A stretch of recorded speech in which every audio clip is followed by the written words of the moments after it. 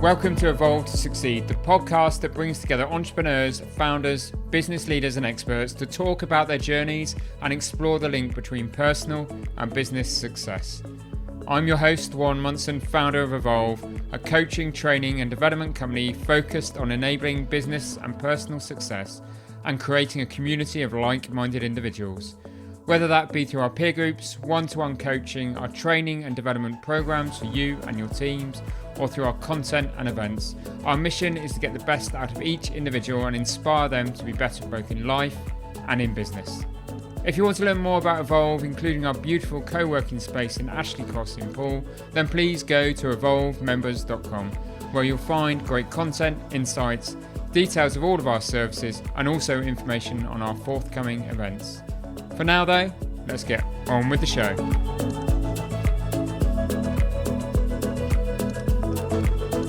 This week I'm talking to Ben Ashton of Good Oaks Home Care. Ben co-founded Good Oaks when he was just 22, and in October last year the company celebrated its 10th anniversary.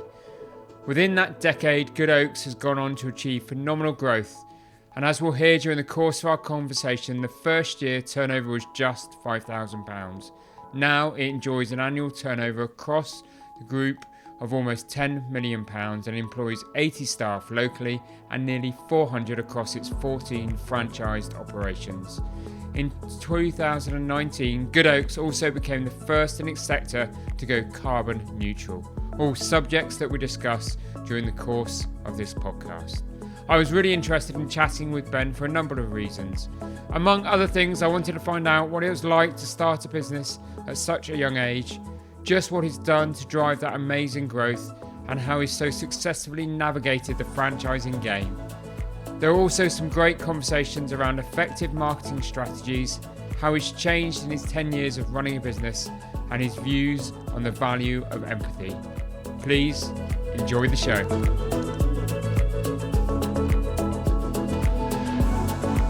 Welcome, Ben, to the Evolve to Succeed podcast. Thanks very much for having me. Yeah, it's great to have you on the podcast. Really intrigued to hear about the story and your journey that you've been on with Good Oaks Home Care with you and your co-founder. Interested to hear how that business has developed over a 10-year period. Absolutely, yes. Yeah. So we'll talk about the sort of 10-year sort of evolution of that business.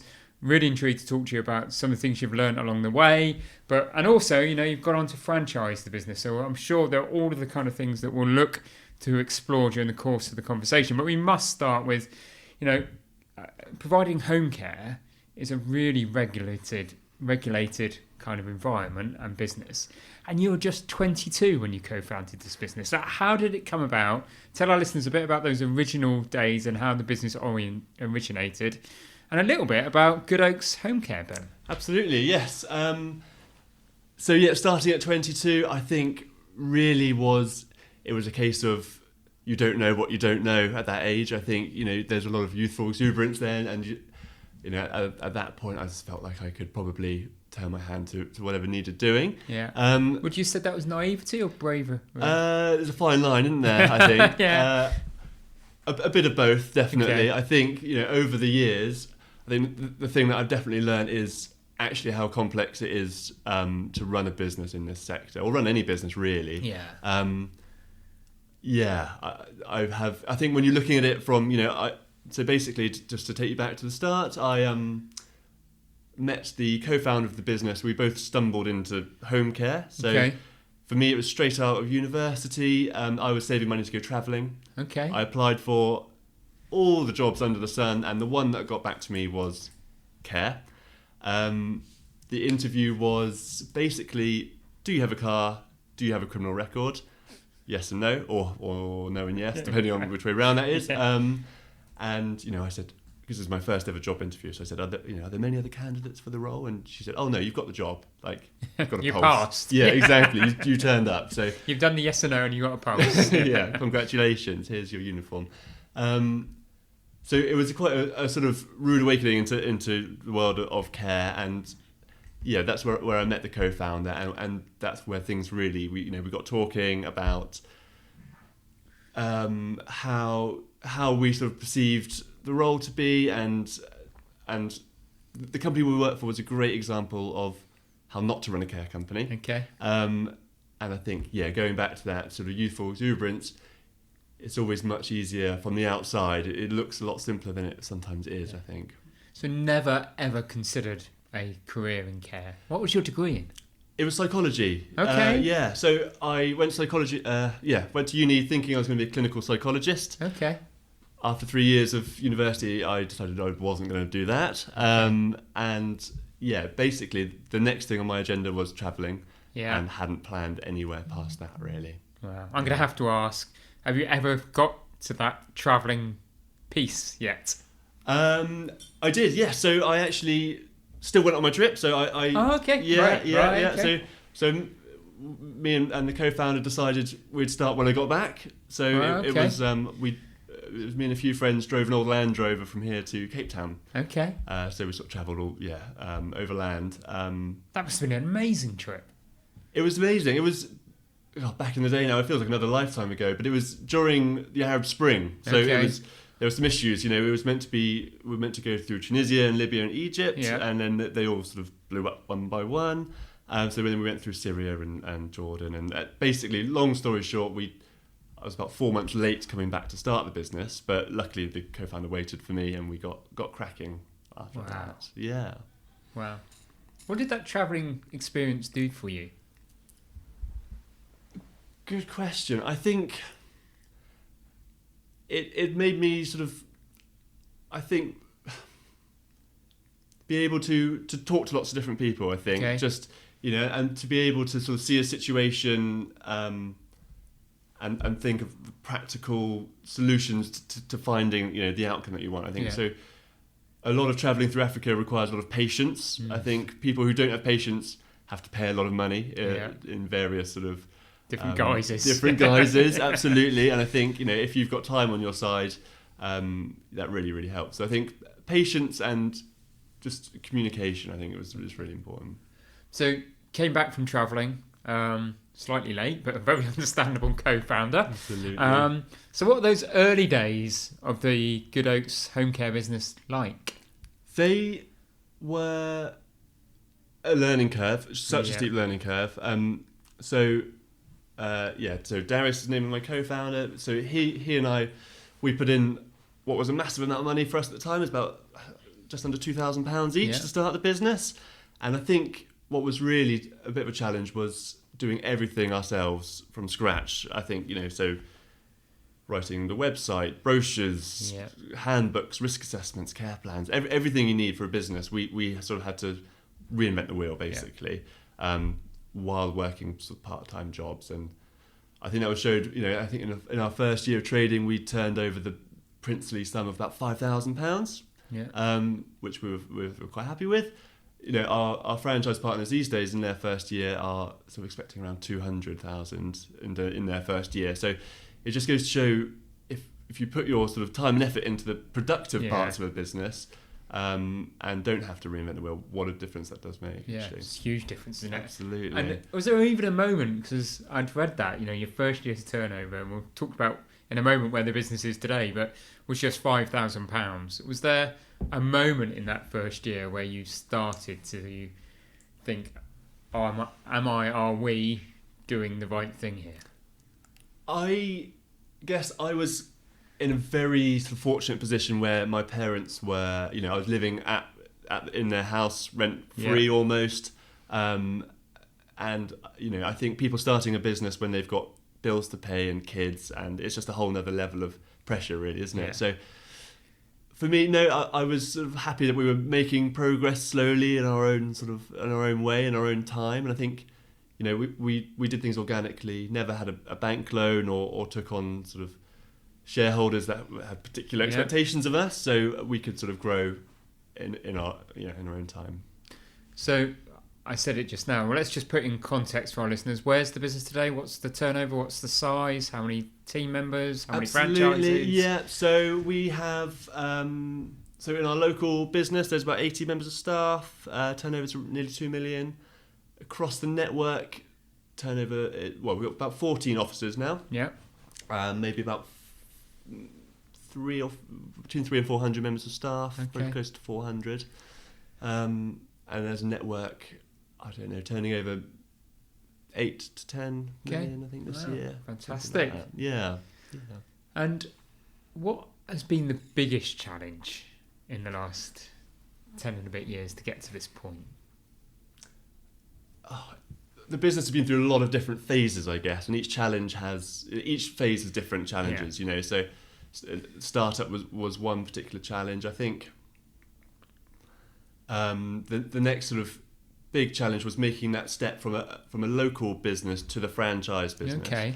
It's almost a completely new startup, really, because you're doing what you're doing day to day in the local business, but then it's dedicating the time and effort and resources to the franchise business, which is definitely a really long-term business. It's not a get-rich-quick kind of scheme. No. I think you're in it for years and years to actually start seeing any returns on that. So I think just time management, getting that sort of mix right, really. Okay, it's interesting. And I suppose you've gone down an interesting model, haven't you? Because most in the sort of home care provision kind of sector just grow and grow and grow and grow themselves. And you've gone for, okay, we'll grow our local market, we'll run our own home care provision business, but the growth for us will come through building the network and franchising the proposition. So how did that decision come about? That's right. I think for us, locally we were always, I think being a local owner-led organisation from day one definitely gave us insight in the advantages that model has over bigger, maybe more corporate providers. I think when there's layers and layers of management and KPIs, and which is completely necessary for big organisations to work out what's working well and what's not, I think you can lose some of that personal touch. And I think we always thought that the local owner has a lot of skin in the game. They're really so invested in making a success of their office that they just go the extra mile for their staff and for their clients, really. I suppose you bring, as you put it very eloquently, you do bring that kind of owner, manager, entrepreneurial passion to each and every hub or location, don't you? You do, absolutely, yes. I think, oh man, I don't think I could go down the route of having, directly owning 15, 20, 35 offices or whatever. Do you think that's a bit of you and Darius, your business partner's kind of mentality is actually you like what you've got, you're passionate about what you've got, and therefore wanted to grow, but as you say, you're not into managing hundreds of people directly through layers and layers of management? Yeah, I think what we really enjoy is enabling people to make us, to help them in their own success, I think. Yeah. So I really like working with other business owners, and we always take quite a lot of franchisors can be quite top down, saying this is the cookie cutter model, you need to do this, and basically that's it. We a bit more collaborative than that. It's more of a partnership. We call them franchise partners, and I think that's what we really enjoy, is that collaboration and sort of working together and actually sort of solving problems as a network instead of just diktats from on high, really. Yeah. Okay. And what do you think? I'm going to have to ask you. I mean, we've talked about clearly some of those advantages of franchising the business. Yeah. What do you think some of the disadvantages have been? Yeah, I think the biggest one is control over the brand and reputation. I think that's the one that we are most acutely aware of, because on the plus side, everyone is super invested in the brand. It's people put their life savings into the brand and have a vested interest in making it a success. I think the way we safeguard the brand sort of fundamentally is by being really careful about who we work with and who we decide to partner with. So a lot of people we haven't thought were quite right for us. So just one example was someone who's very keen and really wanted to make to sign up with us. At the time, we were running a supported travel service to help our elderly clients access the community. This person wanted to sort of utilise that for secure prison transfers. For particularly, apparently, the most dangerous prisoners have much higher fees and were very lucrative. So Obviously. So yeah. So the thought of our little community travel service being sort of utilised in that way maybe that's not quite the brand image that we're going for as a elderly care company. Wow, that's a good example, isn't it? And I suppose that vetting process it's nearly like trying to recruit a really senior member to the team, but on speed, isn't it? Because they are remote, they are autonomous. Yes, and it's a interesting process because it's a very two-way thing, because you're selling as well. You're selling to an extent. We never really see it as a sales process. It's more of a sort of discovery process, and say this is what we do and this is what we offer, and then if people are interested, that's fantastic. If it doesn't suit them, that's fine. But yeah, it is a two-way thing really, and that it's interesting because you need to get the information out of people in terms of their ethos and values and plans and everything like that, but you don't want to get the big shiny lamps out and interrogate them day one. It's interesting. It is. It must be. Yeah, absolutely. And obviously the brand is quite important to you. You've mentioned that, and seen the brand, and it's a great brand. What do you think your brand stands for as a business over and above other home care providers? Yeah, I think it really comes down to our sort of people ethos, our sort of employment ethos. So from day one, really, we've sort of turned the traditional model on its head in a way that most care companies they work out what the local authority is paying per hour of care, and that might be £20 an hour if they're lucky, and then they work backwards from there and say, okay, so then we can afford to pay the carers this much. Yeah. And then they try and make that work. Just engineer the business model that way. Yes, exactly. And we sort of came at it the other way and saying, at the end of the day, the most important element of this business is the people that are actually going through someone's front door and making a massive impact on our clients' lives. What do we need to do in terms of pay and employment package and support to attract and retain those people? Okay. Then we work backwards from there and say, okay, so that's how much it's going to cost to provide an hour of really good quality care. Yeah. How much do we need to pay to make a sort of return? Charge to make a return on that, really. Yeah. So, it's the people that we've definitely focused on from that point of view. And does that mean that therefore your model is more aimed at the private individual buying the care packages from you than local authorities? Yes, it definitely is. So locally, I think we are 95+% private work, which definitely has a lot of advantages. I think dealing with lots of smaller customers in a way makes you a bit more resilient, I think, instead of really relying on one or two big contracts. And having that flexibility has been really important in terms of being able to charge what we need to be able to charge to provide that care. It's interesting. So I'm really intrigued now, and we sort of set out these are the kind of things we're going to talk about, and we've really gone off base here, Ben. But I apologise for that. But it's really interesting. But so how does that? How do you go and sell and market your care provision? Because again, most care businesses they do some of that, but they rely on these big weighty contracts to provide a lot of their income. Yeah. So how do you go about selling and marketing the business? Well, if you buy a franchise, I'll tell you. But these are the secrets. Exactly. I think really it's about we're not always marketing to the end user. Yeah. So our clients are almost by definition often quite sort of vulnerable and isolated, and are maybe not the people making the decisions about their care.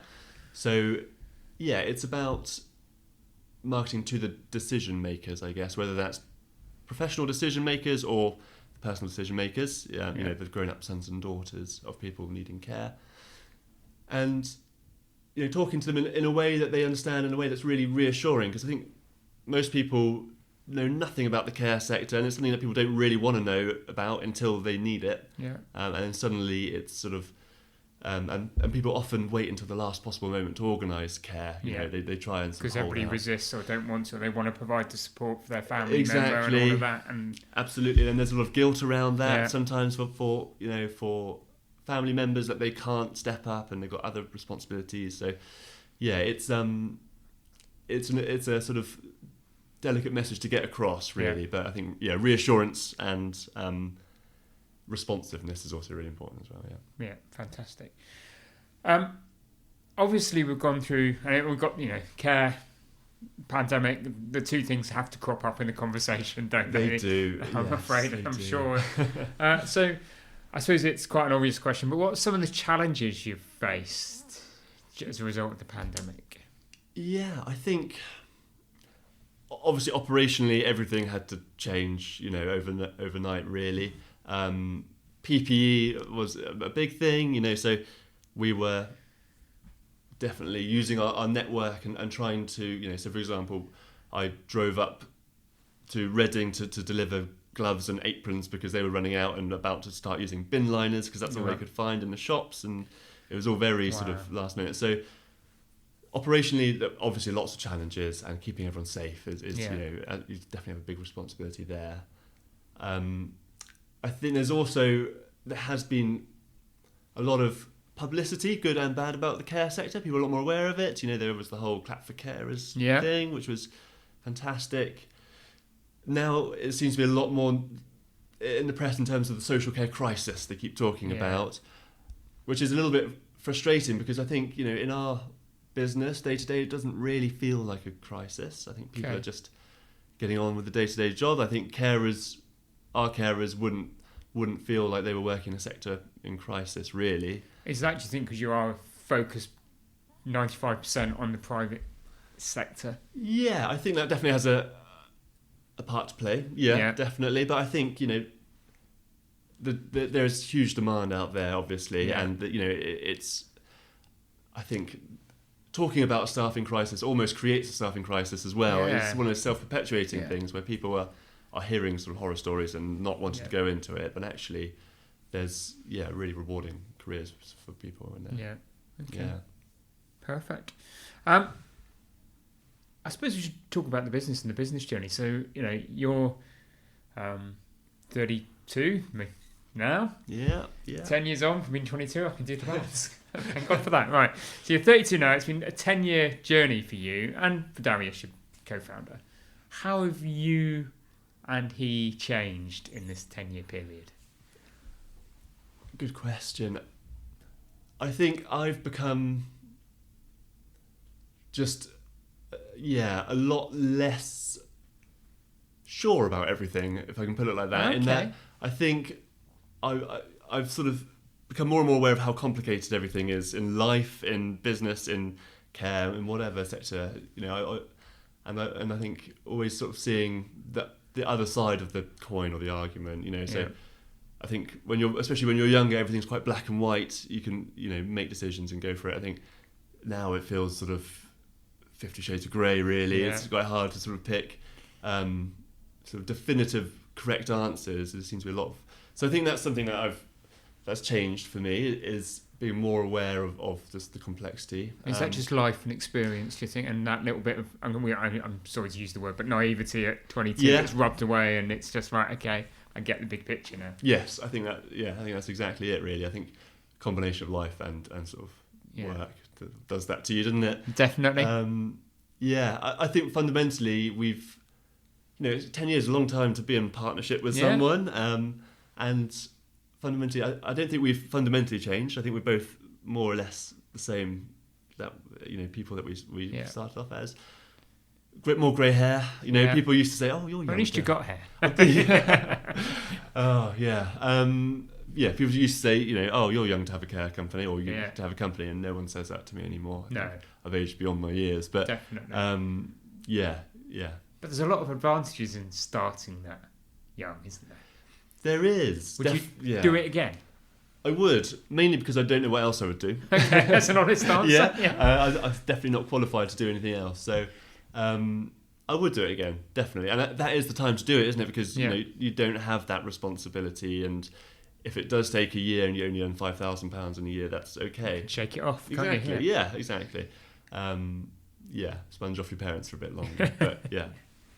And again, you talked about it there. Just 10 years from startup to successful business, successful franchise business with and clearly, by the sounds of it, a really strong relationship with Darius, your co-founder. Any hints and tips on those on their business journey? Perhaps just starting, co-founding a business with someone. How have you made it work? I think the biggest tip is, well, it's a couple actually. I think having a written agreement, partnership agreement or shareholders agreement is really important, I think, because when you're just relying on goodwill, that seems that sort of feels like that's all you need at the time. But then things change, people's situation changes, life changes, doesn't it? And gets in the way, and then there's no playbook, and suddenly you're in a really difficult sort of personal relationship, which can really affect the business. Unfortunately, we're lucky that hasn't happened with us, but I think but the assurance that it's there, and this is what happens when someone does need to leave the business for whatever reason. This is the process. This is how you work out the value of their shares, all that sort of thing. And then personally, I think a bit of give and take. I think I'm probably quite annoying to work with sometimes, and it's just about about picking your battles in some way, respecting the other person, and just like any relationship, isn't it? I'm sort of talking like I'm married to him, but no, definitely. So, where do you see the business in 5 years' time, 10 years' time? Kind of what's next for the business? Yeah, I think, well, in technology they talk about moving fast and breaking things, don't they? Yeah. And I think in the care sector, we definitely don't have that luxury. You can't do that. Don't want to break anything, because obviously our clients are reliant on us, and we also have a real responsibility to our franchise partners, because they're really decent, hardworking, caring people who've put their life savings into us and our brand and our system, and I think we're really conscious not to let them down, really. And so in terms of our business growth, we want to carry on growing, but mainly sort of powered through the organic growth of our partners, rather than signing up 10, 15 new partners a year, something like that. It's more about the sort of organic growth, really. Sustainable growth is sometimes what I can call it. It's just what's. And talking about sustainability, a great link there is you're the first home care provider to become carbon neutral. That's right. So what does that... Because you can define that, I think, in many different ways. What does that actually mean to you? So I think, well, we're the first home care franchise to be carbon neutral. I don't know if there's other home care providers out there that are. Okay. I don't know of any, but there might be. Yeah. So what that means, the system that we use captures all of our carers' journeys between all their clients every day. So, cool. So there's quite a big carbon footprint, actually. It's a massive carbon footprint. And it's something the sector just never talks about. And actually, a lot of start-stop driving, in towns. Carers often have older vehicles as well, which are maybe less efficient. And actually, there is a big carbon footprint to delivering care. We were really conscious of that. So what we have done so far is we've basically did a big sort of project to audit our carbon footprint. So our carers' journeys, all the other sort of travel that we do associated with the work, our office emissions, everything like that.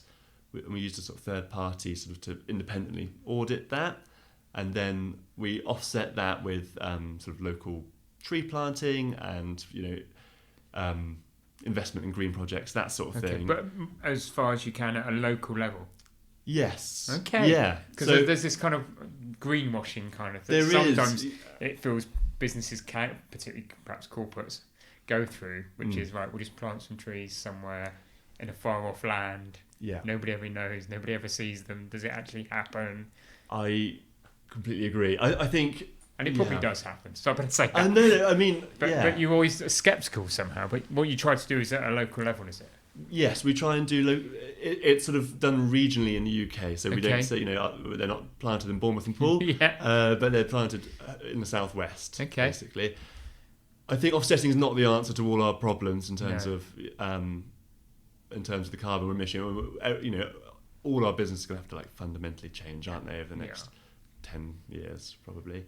But it's a start, and it's people talking about it makes a big difference, I think, and actually being aware of. I think there's a lot of the activities that we do every day. We don't even think about the footprint that we're creating. So I think it's the start of a conversation. There's definitely more that we need to be doing and will be doing, but it's not perfect, but it's a starting point. And we're thinking about it. We're thinking about all of those processes, both that inspire and evolve, and it's kind of a minefield. So where did you actually start? For businesses that are listening, business leaders that are listening to this podcast and think, actually, we do need to go on that carbon neutral journey, but perhaps before the hand is up our back and we have no choice, but they want to start their journey. How did you start that journey and process? Yeah, I think it was a lot of conversations with people. I think talking to. I think you actually had someone on your podcast recently who would be probably a good person to talk to. Yeah. And there's more and more information out there. So we talked to quite a few different companies that do this independent auditing, and to find out the sort of data we would need to give to them, we were conscious it had to be an independent process and not just us marking our own homework, because that's always dangerous. And really, we're lucky in that our model, we have that data to hand anyway, in that travel data and all of that. So it's actually, for us, not too much of a challenge to work it out, really. It just comes down to actually putting your money where your mouth is at the end of the day. And actually, I think we're all going to have to make sacrifices and it really becomes, it's when it costs you something to make a change, that's when it shows if it's actually important to you or not, really. So it's really there. The commitment is truly there. It is, definitely. And so we actually centrally offset all of our partners' carbon footprints as a franchisor. Oh, okay. So it's not, they don't need to pay anything extra than what they pay, and we sort of committed to do that. So for people who are conscious of having a sort of sustainable business as much as you can in the home care space at the moment, it's a really good opportunity to get on that. And I'm going to go cold and commercial, which may be not the right thing to do, but do you think it wins you business being carbon neutral? We've definitely had a lot of interest from, actually, the local authority wanted to talk to us about how they could make sure that the care that they source is carbon neutral, and it does open up some doors that weren't there, maybe. It was interesting. We're in the process of getting a new website and doing some focus groups with carers, and actually it's interesting to see that it's not always at the forefront of everyone's minds, really, when they're making a decision about jobs or choosing an employer. I think for some people it is the most important thing. For others, the more practical things, like are they getting paid mileage, are they getting guaranteed a certain number of hours a week, all those things that they need to actually pay the bills and everything comes first, and then the nice to have comes a bit later. So I think that dial is shifting and it's becoming more and more important, but it's sort of variable at the moment. Some people find it very important and some are still not quite there yet, I think. Okay. And sort of talking about you personally, I suppose, obviously, how's being entrepreneurial, running your own business affected your personal life? Because you've run this business through your 20s now into your 30s, in those formative years. Yes. I guess I've never really known another way. I think eventually it's given me more time with my family. Okay. Obviously 22 years ago I didn't have a family. And so right at the start, working sort of 7 days a week for months on end, and a couple of years probably, but it gets to the point where you are probably not working less hard but working more flexibly, and you're able to have more control over how and where and Yeah. when you work, I guess. So for example, at the moment we have a 5-month-old baby at home. Wow! And Congratulations. Thank you. I think. Yeah. I remember those days. Oh man, yeah. So I'm lucky enough to get home for 5, so I can help with all of that admin. And then I might start working again at 7:30 for a bit, just to sort of catch up on whatever I've missed. But get that family time in there. Exactly. Get that fill up. Yeah. And it is an advantage we have as business owners, isn't it? Is that when things are running well, you get a bit more flexibility around when and how you work, as you say. I like the way you put that. When something's needing doing, though, then it's at the coalface, isn't it? And it's full on. And the buck stops with you, doesn't it? At the end of the day, if no one else is responsibility's there, isn't it? And it doesn't go away. Yeah, it doesn't. It really doesn't. Yeah. And in terms of your own personal values, what do you think are the values and principles that are most important to you? And do you think you've been able to reflect them into the business?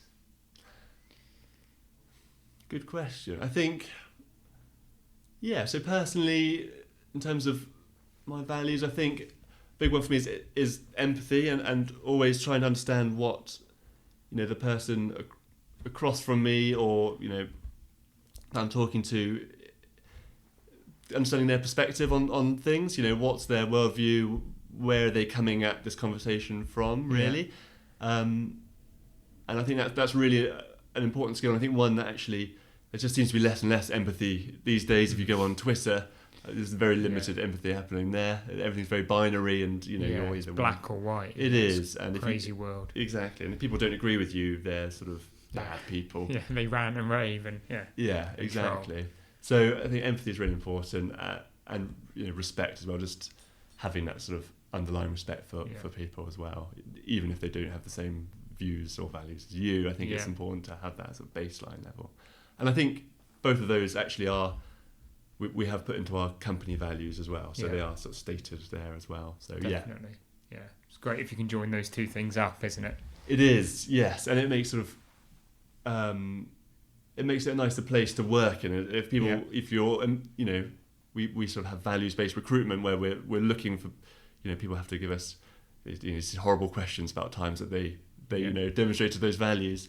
But if you're, recruiting people that share those values, it just makes it a much nicer place to be and work. And definitely, yeah. You've got to have a mix of different personalities and different energy levels, haven't you, to make a business work? But you've got to have this core, in my opinion, anyway, this core theme of values that run through. That's true. Otherwise, it becomes very disjointed and very conflicted. Yeah, and there's a bit of a balance there, isn't there? Because there's this thing about cognitive diversity where Matthew Syed talked about it, where basically having people from different backgrounds and with different experiences is so helpful for organisations to make better decisions. And actually, we've recently brought someone into the business who comes from a sort of much more corporate background. I think that's been uncomfortable probably for her and uncomfortable for us. You would imagine as well. Yeah, definitely. It's a sort of, but I think actually because she shares our values, it really works, and she brings things to the table that we don't have really. So it's definitely a balance there, I think. Perfect. It's been a great conversation, Ben. To start to wrap up that conversation, one final question: what's your personal definition of success? Very good question. I think there is, studies show that after a certain amount of certain income level, extra income doesn't bring any more happiness. I think it's around, if you were to plot happiness and income, it gets to about 50,000, quite a linear curve, and then it really plateaus off. So for me, it's not about a number or a metric like that. It's really about fulfillment, I guess, and feeling fulfilled in what you do. And for me, that does come from enabling other people to share success with me. So hopefully I'm achieving my goals, but I'm doing that by helping other people achieve theirs too. Really great answer, Ben. If people want to know more about you or more about the business, where can they go? They can go to they can probably just Google Good Oaks and we'll come up, or goodoakshomecare.co.uk. and /franchise for our franchise website as well. Fantastic, Ben. Thank you for being an incredible guest on the Evolve to Succeed podcast. Thanks for having me.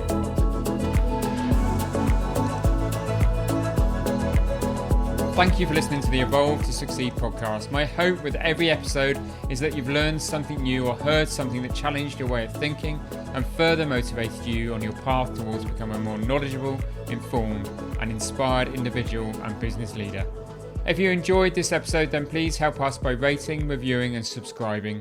We really value your feedback and would love to have you along for future episodes. And please don't forget to learn more about Evolve by going to evolvemembers.com. Thank you for listening. See you next week.